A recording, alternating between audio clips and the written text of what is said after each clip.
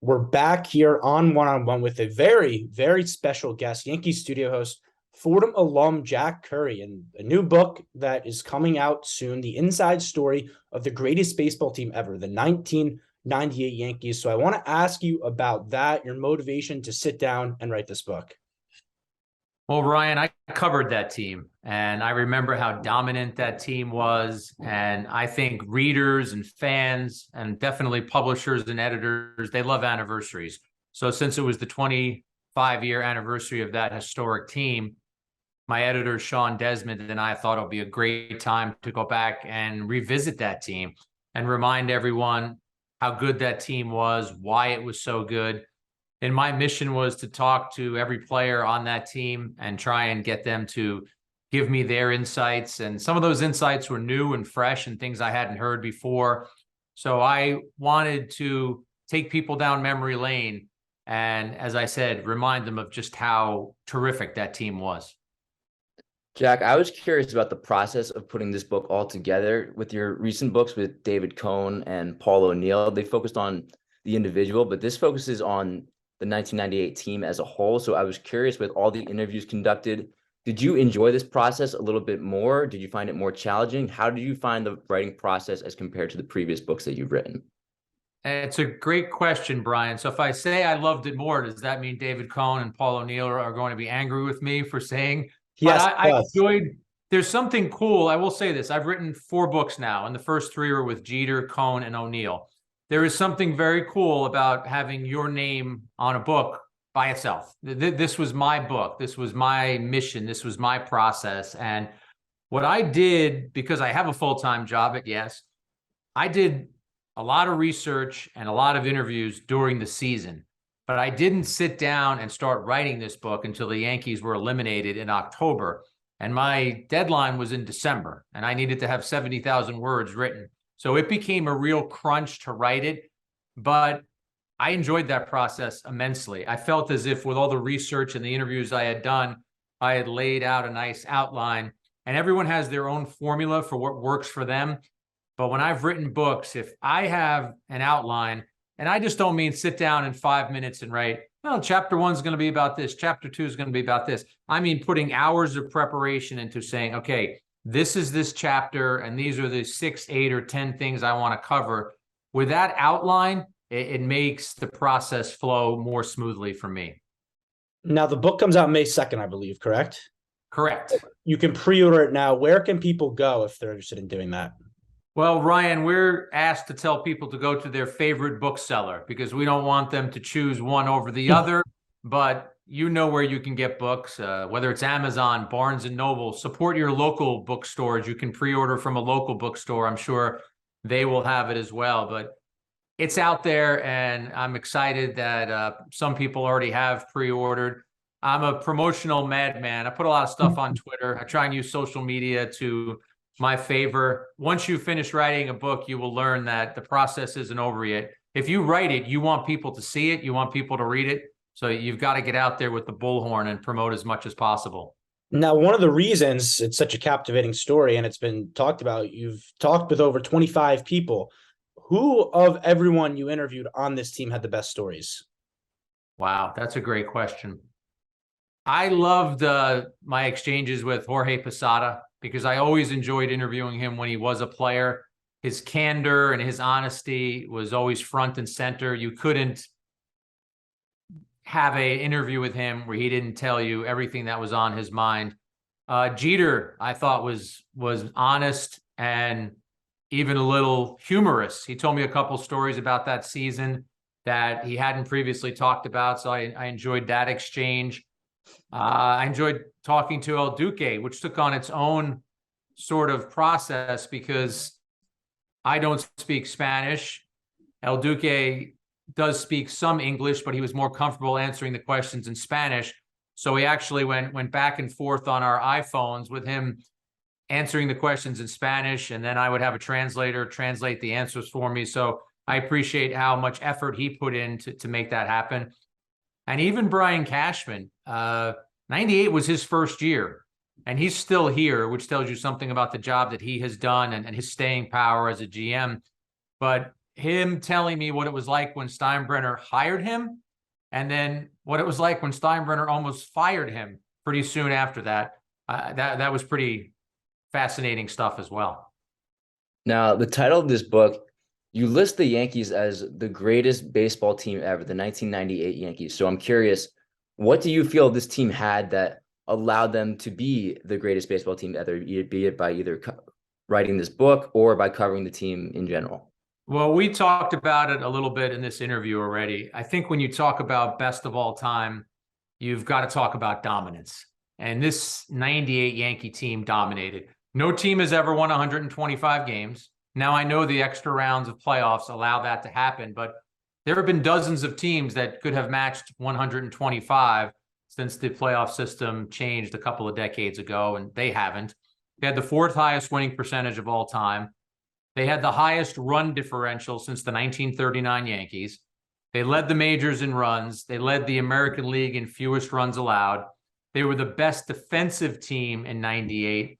And I think when you look at their roster 1 through 25, and I'm stealing this from David Cohn, Cohn said, listen, it's hard to compare errors and decide who's better or who's best. But he said, if you're looking for roster construction from 1 through 25 and everyone having a role and everyone excelling and succeeding at that role, he said, if that's the measure, then I would say that the 98 Yankees were the best constructed team of all time. What I always feel like is that's always the standard, right? A team gets off to a historic start. It's always the comparison with the 98 team. That's always what you're trying to match. But I want to shift right now to the current day Yankees. Hopefully they can be an ounce as good as that 98 team. Just in general, I know you had a tweet the other day about an Anthony Rizzo single you believe probably would have been an out if we were in last year's baseball where the shift was, much more prominent. So I just want to get your thoughts now that we're 10-ish games in the season on all these new rules. Guys, I love them. I love the pitch clock. Buck Showalter, who is obviously now the Mets manager, worked with us for a few years in the S Network studio. And Buck was ahead of his time with this. And I think we should emphasize that no one is saying you necessarily want the games to be shorter. You want the pace to be better. You want the pace of the game and the tempo of the game to be better. And that's what we're seeing now with this pitch clock. What they have eliminated is clutter. And no one needs clutter. No one needs the pitcher standing on the mound, looking in a little deeper for signs or getting the sign in the pitch comm, but wanting to just take a little extra time. The guy who pitched last night for Cleveland against the Yankees, James Karinchak, he has a habit of flipping the ball around. Well, you can't do that anymore. You have to throw the pitch. So I love the pitch clock. I think the fact that the bases are bigger and you can steal more often, I like that. I know it's starting to look as if the success rate is going to be through the roof, but I like the action. And as far as the shifts, I'm going to be honest with you. When they first talked about eliminating extreme shifts, I was against it. I know from talking to Paul O'Neill and some other hitters, they talked about, for instance, O'Neill's a lefty hitter. He said he would keep his hands closer to his body. He would start his swing a fraction later, and he would hit the ball the other way. O'Neill hit the ball to all fields. He wasn't somebody that you would have shifted against, even in last year's game. But once I heard interviews done with Theo Epstein, who I have a great deal of respect for, and he started talking about bringing more athleticism back to the game and allowing fielders to play where they were supposed to play, and you're going to see maybe that ball that was hit to right field that Rizzo would have lost a hit. Maybe now the shortstop is going to come flying over, or the second baseman is going to go backpedaling back. So I'm a fan. I'm a fan of the shifts as well. I think it's going to be a better brand of baseball. Yeah, I can bring up hitters hitting the other way and doing that more consistently. And one guy who's been able to do that so far this season has been Gleyber Torres. It's always been the thing with him that if he can go the other way, he's going to be successful. And so far this year, he's done that. He's hitting 387. He's got a 1247 OPS. What do you think it would mean not only for the Yankees, but for Gleyber himself, if he can keep putting up these big numbers and reflect the 2018, 2019 Gleyber that we saw earlier in his career?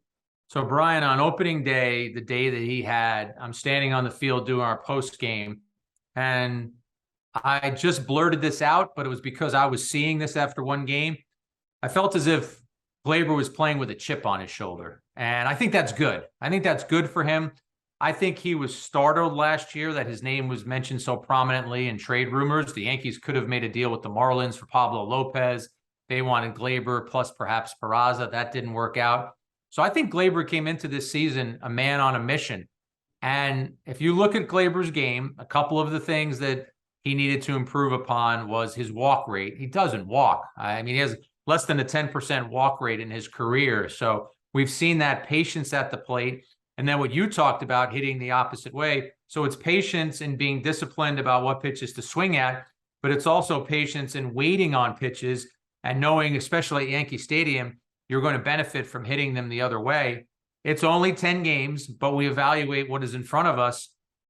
He and Judge have been the Yankees' best players. I mean, if Glaber can continue this, and I'm not even saying it's got to be a 38 homer Glaber, but if he can be a guy who's 25 to 30 homers, 350, 360 on base percentage, and 800 OPS, Yankees would be thrilled to have that player. Now, a guy that if you asked Yankee fans 6 months ago, they frankly probably wouldn't know who he is Johnny Brito. And he's dazzled in his 2 starts. What is about his makeup you think that you're seeing talking around guys with the team that's allowed him to be so successful? You hear scouting reports on young players, and then when you finally get your chance to put eyes on them, you wonder if those scouting reports are going to end up being accurate. And the one thing I heard about Brito when I talked to Yankee people about him was he's a strike thrower and he will be unfazed. And both of those characteristics have shown in his first 2 starts. This guy just pumps strikes in the zone. He had 1 at-bat in his last start, and gosh, the name is escaping me, but it was in the 5th inning where he had 10-pitch at-bat, and he just kept throwing strike after strike after strike. And then you could just see in his demeanor that he is not fazed when things might go a little sideways. He's got this fastball changeup combination that works so well for him. And guys, he has such confidence in that changeup, and you could see why. He gets such unbelievable fade on that pitch, moving it away from left-handed batters, that he has been a revelation for the Yankees. And when Severino or Rodon return, I don't know which one will return first yet. To me, Brito has to stay in the rotation. And then when the second one returns, I'm not sure if I'm taking Brito out then. I mean, he has outpitched Schmidt, he has outpitched Herman, and this is a results-oriented business. So Brito has been really impressive. Well, you mentioned the injuries to Severino and Rodon, so let's shift over to the injuries the Yankees have sustained so far this season. It's no secret they're not healthy right now. They have the injuries in the rotation, as you mentioned, and missing pieces in their bullpen as well. What injured player do you see as having the biggest impact on the Yankees, and who's a guy do they need back in order for them to have success this season? I think you want your starting pitchers back. I mean, if you asked me to pick one, I mean, it's a coin flip between Severino and Rodon. You want your pitchers to make 30 starts a year, and Rodon and Severino aren't going to reach that at this point. But I will also tell you that the other day when they lost Loizaga, I know people have a tendency to think, well, you bring another arm up. I mean, they're already down Canely, they're already down Trevino. Efros had the surgery, so they're not going to see him. But Loizaga, to me, is just a high leverage, end of the game terminator. And he doesn't come in and get a ton of strikeouts, but with that sinker changeup, he gets a lot of weak contact, he gets a lot of ground balls. So suddenly now you lost one of those pieces at the end of a game, somebody you could use 3 times a week to help you finish a game. So I think that puts the onus more on Michael King, on Marinaccio, and on Wandy Peralta, because Loizaga was the best reliever in the American League in 21. And after a slow start last year, his second half of 22, he was up there as well. We're joined now with Jack Curry, author of a new book on the 1998 Yankees, and that team had some unsung heroes. How about one for the Yankees right now? Frankie Cordero, a guy that didn't really work out in Boston, had a great spring with the Orioles, and now has made a real impact with the Yankees. What did they see in him that gave the team confidence that he made the team at a big league camp without having been with the Yankees in spring? Power and ability to mash against right-handed pitchers. If you look at Cordero's numbers in his career, his numbers against lefties are dismal. He does not hit lefties, although he did get a hit against the lefty the other day. But he's a guy who, when given the chance, has shown the ability to power up against righties. I think when you were looking at the Yankees making end of the roster choices, someone like Florial was in play, but as much as the Yankees like him and his combination of power and speed and the ability to play defense, when he's been given a chance at the major league level, it hasn't worked out. And I know that there's been stops and starts for him, but Cordero is a guy who they love the ability for him to potentially do what he's doing right now. And will this continue? Can he be a Matt Carpenter type? We'll see. But so far it's been exactly what they were hoping for. It seems year after year that the AL East is always stacked with competition and always a dogfight for who's going to get that top spot. And this year, it seems like much of the same. You could argue the Blue Jays have gotten better in the offseason. The Orioles have a chance to build off of an unexpected year that they had last year. And even the Rays, out of nowhere, they're off to a 10-0 start this season. So in your eyes, Jack, who do you see as the toughest competition for the Yankees as they go for that AL East title this season? Well, heading into the season, I would have said the Blue Jays, but 10 games into the season, it's hard to bet against a team that's 10-0. Now, granted, they did start out against the A's, the Nationals, and the Tigers, but hey, you've got to play the schedule that's in front of you. So the Rays look like a juggernaut right now. I think the Blue Jays, with their young talent and some bounce backs expected in their rotation, and Manoah at the top of their rotation, I would say those two teams loom. I know the Orioles last year went from 52 wins to 83 wins. You can't ignore them, but I would put the Orioles fourth, and I would put the Red Sox fifth. I think it's the Yankees, the Rays, and the Blue Jays battling for the top of that division. And heading into the season, I thought the Yankees were the class of the division. I still think they are, despite the Rays getting off to this great start. The key for the Yankees is to get to the middle of May, perhaps, where they're above water. And I don't mean 500. I mean a good record to get some of these guys back, to get Severino and Rodon back, to get Bader back, and perhaps play the last 120 games of the season feeling as if you're whole. Now, last question for you, Jack. If there's one player on this team, X needs a big year if the Yankees want to get where they want to go, who do you see that being in your eyes? That's a great question, and I've asked a question in that form a lot of times in my career. So good job by you, because you put somebody on the spot when you ask that. So an easy answer would be Judge, right? But I don't think that's the right answer, because there's an expectation that Judge will be Judge.